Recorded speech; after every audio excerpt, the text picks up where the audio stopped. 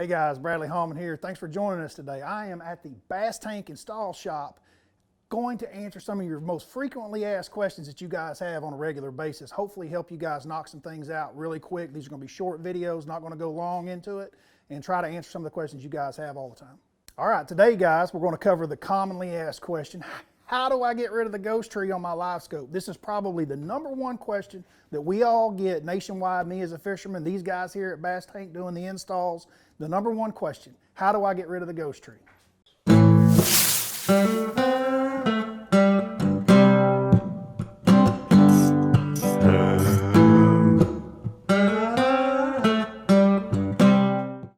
All right guys, the ghost tree. It is a common issue that comes up with Garmin Livescope all the time. Your unit is not defective. What is the ghost tree? The ghost tree is what you're looking at on the screen when it kind of has that arch that stays out in front of your boat that always stays the same position, whether it be 20 or 30 feet out in front. And it kind of looks like you're looking at a tree. That's why we call it a ghost tree. It kind of has that image that looks very similar to a tree in the water on Livescope. Some of the things, I'm going to give you some tips on ways that you can improve it, some of the things that cause it. I know that personally that some of the harder bottomed lakes, like such as Table Rock, Kentucky Lake, Highland impoundment reservoirs that have a very hard bottom, have a very hard return that comes back, and it actually amplifies that ghost tree on your screen. Whereas if you live in a lowland lake down like say somewhere like Sam Rayburn or somewhere in Florida, you're not going to notice the ghost tree as much. But like I say, your unit's not defective. This is a common issue.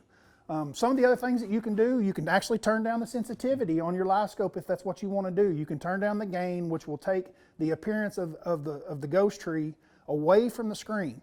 Now I will warn you that as you turn that down, you're turning down the sensitivity, so therefore you can't see your baits and the fish and other things that I'm trying to see. I personally have just kind of gotten used to the ghost tree and I see through it. I like my stuff turned up quite a bit. I usually have mine set on about 82% is where I like to leave mine most of the time whenever even if I'm at a hard bottom reservoir.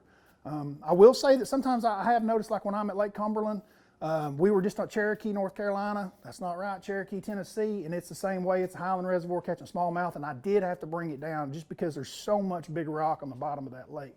Those things will help you. Also, one other thing you can really do, this is a real simple fix.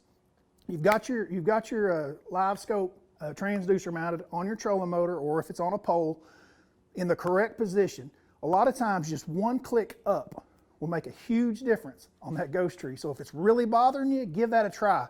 Really all you're doing is that thing's looking down at kind of a 45-degree angle, just like this at the bottom, and just by raising it one click, you're kind of softening that return so that it's not coming back to that transducer so hard. So sometimes we have noticed that if you just give one click up, it might help you with that ghost tree.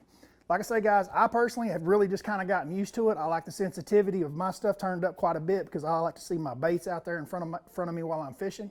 The ghost tree is just something I've become accustomed to. If it's bothering you, try some of these tips that I've given you today guys, and hopefully they'll help you guys out.